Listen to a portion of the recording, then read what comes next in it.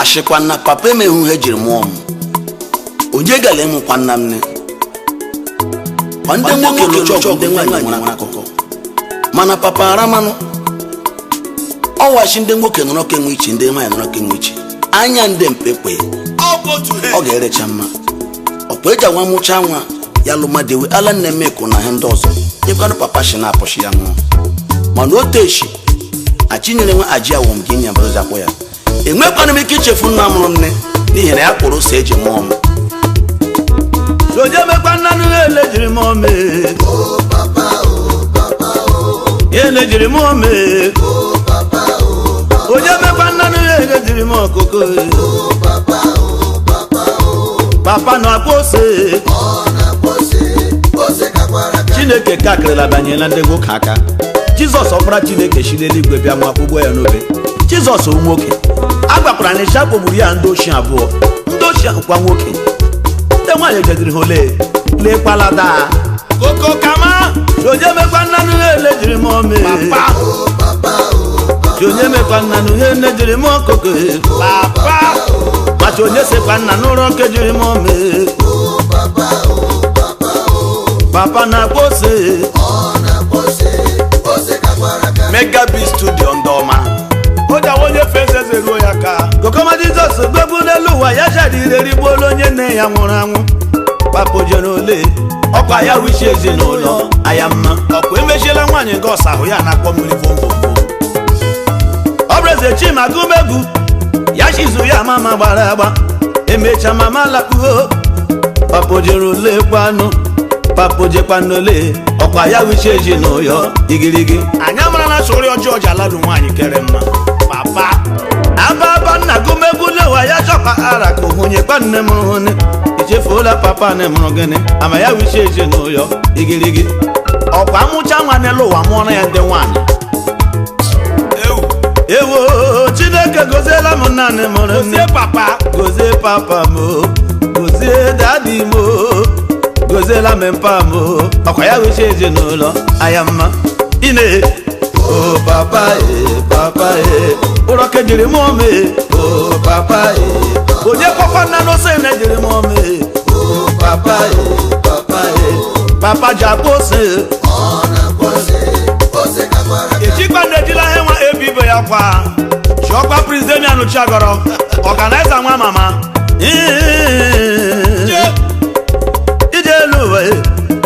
ije ụwa chigwarike ije ụwa ike hara na bụ asịla papa lụ nne majọsi onye ga-ale mụ na nne achịkwala papa lụ nne onye ga-ale mụ na nwa Jizọs nọ na ndị nwoke lụcha ọgụ n'elu ụwa ndị nwaanyị nwere akụkọ ịmara na ndị nwoke lụcha ọgụ n'ala Owerri anyị ndị nwaanyị nwere akụkọ ọ ekwela ya mbọ jide nwoke nọrọ nke nwe iche ndị nwaanyị nọrọ nke nwe iche enyi m anyị lemahe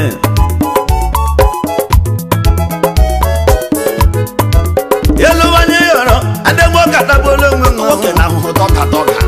ine ndị nwoke adagbola onwe nwa ahụ ebe ga ma kọbra papa akpa ya wiche ezinụlọ igirigi mana ụfọdụ ndị ntomi isi gbakugbuola nwụ eke ọwụnene omeni jụrụkwa okwu ifuji anụ ya damafọ chọma ihe oriri o ma gbogbo ifuji anụ ya damafọ chọma oriri ọmụmụwakubu Chineke kekwara nwoke na mbọ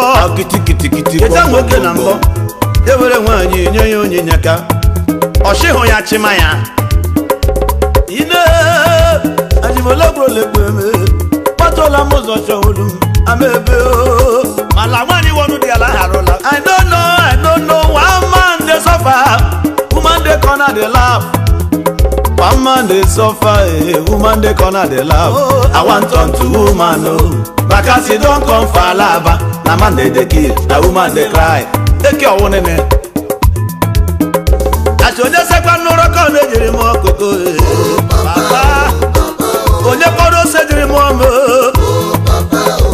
onye kpọkwa nna n'ihe na-ejiri m ọkụkọ achi onye kpọkwa na ose na-ejiri m ọmụ papa ji akpa ose papa ji akpa ose igirigi ọgụ kama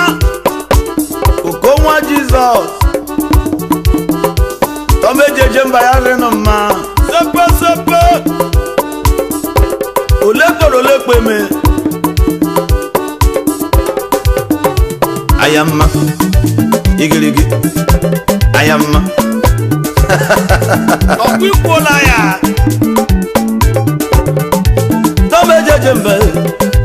domejejemba doma andedi mejejemba Koko Jesus abịadọla ndọma agbara m onye chama ga-abịa emejejembe jokoro mana jumese ajụmajumese ndị ji mo abụrụ were anyị ndọma Koko Jesus abịadọla ọzọ akwa nwanne domejejemba ya renụ mma olekere olekeme majolebrolekeme olekere olekeme Koko Jesus abịadọla ọzọ ya renụ mma n'isi akataka akụkamana mi ndị enyi mo emejejembe joboro onye akwala nwanne ya na ama onye akwala nwanne ya Koko Jesus ajụọla sị ajụọla masị ndị ọma damukiricha agoromekile kwada magrima ọ garịrị gị magrimento deni meje mọnụ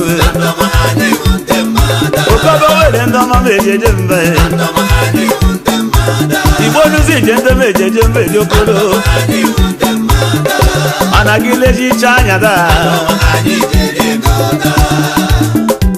ọkpọchime ma kemorie ma fọma kpọ egwore mana jumese bọmome nwanne ọ garịla gị mma ezi nwa Richard ye kọbịa morie ome nwanne ezi nwa Richard meji afa ya okorobịa morie ndọma meji ajọ na ọ garịrị gị mma Chama managing director Richard Agencies adịghị nọ n'ala ọjọta ome nwanne Koko Jesus ekele osodi ya emekwanụ ya na osodi ya eme nwanyị ọma ewetu oge ọhụrụ agụ egbuola Koko andọma mejeje mbe meje mana lemi meje kpọla nwanne ome nwanne kilela m ome ebele onye ọma Chief Godwin iwe kọta wadị egwu akụrụlọ meje aba akụrụlọ Koko Jesus ajọla sị ajimolekolekole Chief kọcha nneji omere m ogbenye ya rela gị mma lọlọ nwanyị ọma kwanụ English nwanyị ọmale agbọda wakarị mma lọlọ tire kọcha nwanyị ọma meje mọnụ obi dị ya Koko Jesus ajọla sị English Chairman Managing Director Roxmary ochiche dịrị mọrọ ya nne ejigbo Rokobo bibile Chiperi kusi chiguzo obuhoro ụzọ Koko Jesus ajọla sị Chiperi kusi chiguzo ochiche dị mara ya Chipsali obie Gonna Kebo na Lemi Autonomous Community obe nwandele ojiri ọzọ na Kaduna Koko Jesus ajọla bebe na Koko Jesus ajọla ese na-ejiye ụkwa chaka Chipuli obi ekilela m onye ọma lọlọ nwanyị ọma kwanụ legari n'obi obi dị ya ofere nwanyị ọma bịama Presido ọgbakọ Owerri Kaduna branch onye isi ya ji CB ike Chairman Koko Jesus ajọla ese ndị nọ Kaduna Koko Jesus ekilela ndị ọma Ifima nwogu nemle eyo he biadola ọhapụ bụ meje mọnụ kobi je nwe biadola ekilela m iji pandụ ndị Igbo Koko ajọla masị nwanne heto ọpara ji nne m rough cash yọdọla oyi magnet Koko Jesus ekele nwa fiji enwe bịa ma deni meje eje mba ike mba ndị Igbo karịta m obi nzelu ezi ọgọngọ kpala Rokobi orifite bịama deni meje eje mbe ọchịrị ọzọ ekilela m barịsta m obi nselụ eje ayọ lọla njela akwanụ ọ dị ụkọ na mba eze nwanyị anụ garelu nne m ọ dị je nwe kilela m nwanyị ọma meje eje mbe eze nwanyị Koko Jesus ajọla ịkaraka kelere nwanyị ọma lọla Oluchi Nwankpọ Achọ Enterprises oyi magnet na Aba eze nwanyị chimukele gị nwanyị ọma meje eje mbe nọ na dabali bado sueke keke ya jachi ibe ya ọzọ chinwetakwa akọfọkịrịka nweke jọla m esebere anya sike ebije mmegburu ọdịdara kaka Owerri eje Ejayo commercial Osita Chidoka Bobosi Roka Bobosi Koko nwa Jesus ekilela Number 1 na road safety na Nigeria If Dr. na UKJ President General People's Club International Chicago ekilela Agune Chamber 1 of Akokwa Ogwefi Otiwinyenya The EY of Alaye Ejayo Deni meje jemba Anayo wagunem Chopale Rokobo bibianyi ande meje monandoma Ochirosu Ejayo Yuka wanyoma Lala yukeke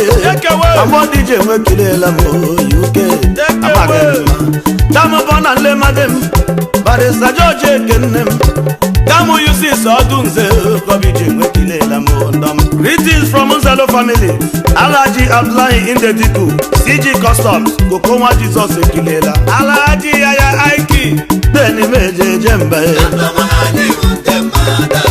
Rokobo bekilela mo Ifanya go come Wonder boy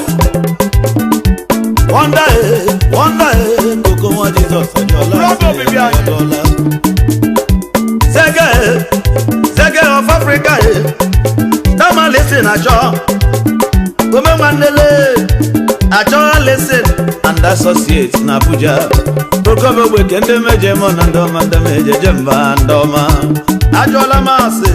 Anyamana shike mega toruka usa Jali Chineke Rokobo weke kilela mo Jali Koko nwa Jesus ekilela Kilela bobe mwande Damu kebini setorom Rokobo bibinde na Abuja Ande ni meje monandoma His Royal Highness Yeze yunaneke Obo one of Obo Koko nwa Jesus ajola sonyese Abia ni je mwebia mbolo mwane mejaba Jepi Damo sideke chie Ube wana kilela mbo Oyama Damo sinabia dola mbo Imrana chaheche robi ekweme Shonyeri mora chineke domaya mwane Koko nwa Jesus ajola ese Aboro munne yodo Yoto veke chie Awu mwane ki Yoto veke Ama meja sa upano Beni meje jembe Iyo iye kechie Marketing media na Bujale Koko nwa Jesus abiadole se dedi PA to minister Tomeje jembe CEO Alliance Media Oga regema Marketing na media Wano naze manie Dame visa madia kujobi Ogoba naze Koko nwa Jesus abiadola noma Wano naze man at the time Chama managing director Evis Beauty Stores na Lagos and Koko nwa Jesus ejola Monyeze kelela mo Monyeze Chimokoro agbara Rokobe soba Koko nwa Jesus ajola si Keke ina chigwe yoso CEO Multi-skill sectors Koko nwa Jesus ajola si Ekilela Patrick Kwabra Jr. Ezumo Krobia CEO BongoLife.com US base Oga Reno Mandoma Ejayo Deni meje jembe Yesi mwa Pascal Omano Fonne Rokobe mi ejola Yesi mwa Buruburu Demeje jembe Barista Timothy Asunne Mkwano Awonye mma Rokobe mi Ande na Chicago Dr. Fano Nadi Nem Obondeli anye Rokobe obeke Koko nwa Jesus ajola Ogarela Scodex Health Foundation Ogaregen man Bola no for run them Rokobe abale dola And then on an island Koko nwa Jesus ekilela The king of Dublin Ejayo for you Yenimba City Polo Oils Oyi money then alaba Olokore kweme Majose bo mwande Chivitality aka Ube mwande nde na potu Owere nizije na potu Ekilela mo Owere nizije pota kobra Emeka naze nnem Dele naze Degreze one of Igbo landi And then we potu Ekilela mo Ajola message donye tulem Sazembra Udakomiyelele Chief Obinna Nwalozie Robima bịa meje mọnụ Obe nwanne kilela m Koko nwa Jesus ekilela Eze nna ya one of him abịa Secretary People's Club Chicago Lolo Kirukwanụ ya renu mma Okabịa kabe kadola Edwina Uzie Ome nwanne Chairman CEO Save by Oil na Barodo bịama Sanfiki Okabịa mumale Diochi Ndimo Papa One Nigerian Limited Oga Rege Mama Bema Kosigwe Andama no na London Koko nwa Jesus ekilela Paris is uchi neji mo okilela mo oyama Ze ese kocha Ebube dikele Anze Koko nwa Jesus ajola oyama Deni meje jembe Chief Sam Anukam Akunwa one of Ungobala Molule Chairman CEO Necton and Craftsman Communications Koko nwa Jesus ajola si Olema kinjina area noro Bigger boy